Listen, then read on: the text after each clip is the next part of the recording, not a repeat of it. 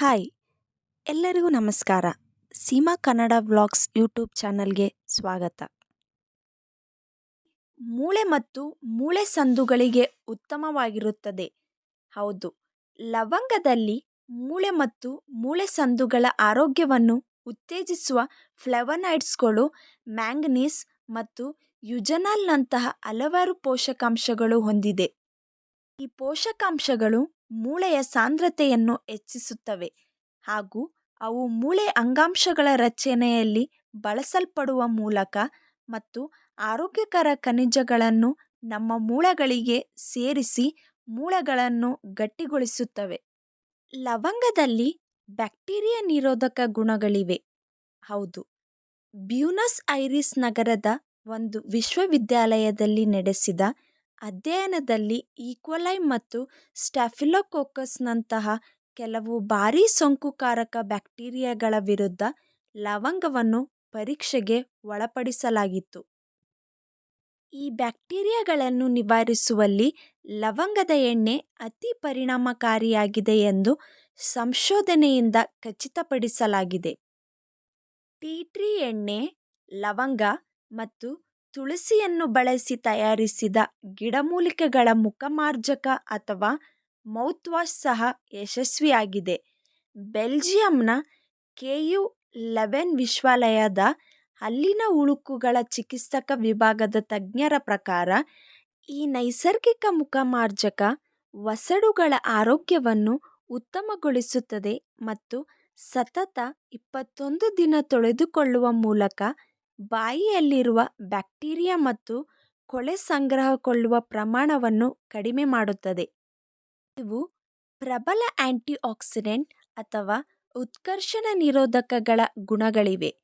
ಹೌದು, ಲವಂಗಗಳಲ್ಲಿ ಪಾಲಿಫಿನಾಲ್ಗಳು ಉತ್ತಮ ಪ್ರಮಾಣದಲ್ಲಿವೆ.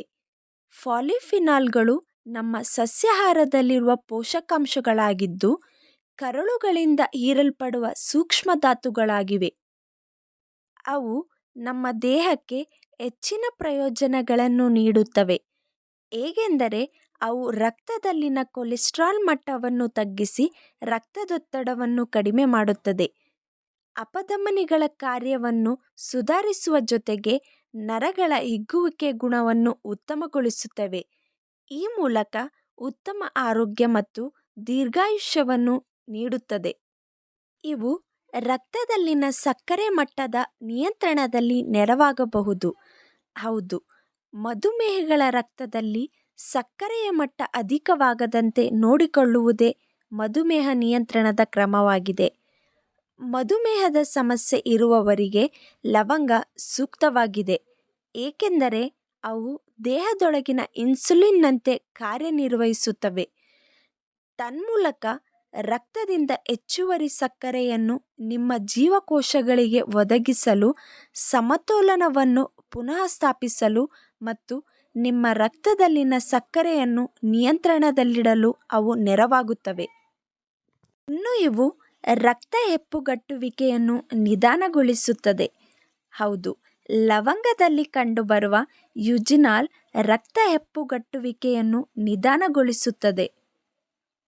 ಆದರೆ ಇದು ರಕ್ತವನ್ನು ತೆಳುವಾಗಿಸುವ ಗುಣ ಇರುವ ಔಷಧಿಗಳೊಂದಿಗೆ ವ್ಯತಿರಿಕ್ತವಾಗಿ ಪ್ರತಿಕ್ರಿಯಿಸುವ ಕಾರಣ ಈ ಔಷಧಿಗಳನ್ನು ಸೇವಿಸುವವರು ಲವಂಗವನ್ನು ಸೇವಿಸಬಾರದು. ಹಾಗಾಗಿ ಆಹಾರದಲ್ಲಿ ಲವಂಗವನ್ನು ಸೇರಿಸಿ ಸೇವಿಸಲು ಪ್ರಾರಂಭಿಸುವ ಮುನ್ನ ನಿಮಗೆ ಚಿಕಿತ್ಸೆ ನೀಡುತ್ತಿರುವ ವೈದ್ಯರ ಸಲಹೆಯನ್ನು ಪಡೆದೇ ಮುಂದುವರಿಯುವುದು ಅವಶ್ಯವಾಗಿದೆ. ನೋಡಿದ್ರಲ್ಲ ಫ್ರೆಂಡ್ಸ್, ಈ ಮಾಹಿತಿ ನಿಮಗೆಲ್ಲರಿಗೂ ಇಷ್ಟ ಆಗಿರುತ್ತದೆ ಅಂತ ಅಂದ್ಕೊಂಡಿದ್ದೀನಿ. ಹೇಗೆ ಅನ್ನಿಸ್ತು ಎಂದು ಕಮೆಂಟ್ ಸೆಕ್ಷನ್ನಲ್ಲಿ ತಿಳಿಸೋದನ್ನು ಮರಿಬೇಡಿ. ಆದಷ್ಟು ಈ ವಿಡಿಯೋವನ್ನು ನಿಮ್ಮ ಫ್ರೆಂಡ್ಸ್ ಹಾಗೂ ಫ್ಯಾಮಿಲಿ ಜೊತೆ ಶೇರ್ ಮಾಡ್ಕೊಳ್ಳಿ. ಹಾಗೆ ಲೈಕ್ ಮಾಡೋದನ್ನು ಮರಿಬೇಡಿ. ನೀವಿನ್ನೂ ಸಬ್ಸ್ಕ್ರೈಬ್ ಮಾಡಿಲ್ಲ ಅಂದರೆ ದಯವಿಟ್ಟು ನನ್ನ ಚಾನಲನ್ನು ಸಬ್ಸ್ಕ್ರೈಬ್ ಮಾಡಿ. ಹಾಗೆ ಪಕ್ಕದಲ್ಲಿರುವ ಬೆಲ್ ಬಟನನ್ನು ಕ್ಲಿಕ್ ಮಾಡಿ. ಹೀಗೆ ನನಗೆ ಪ್ರೋತ್ಸಾಹ ಕೊಡ್ತಾ ಇರಿ. ಧನ್ಯವಾದಗಳು.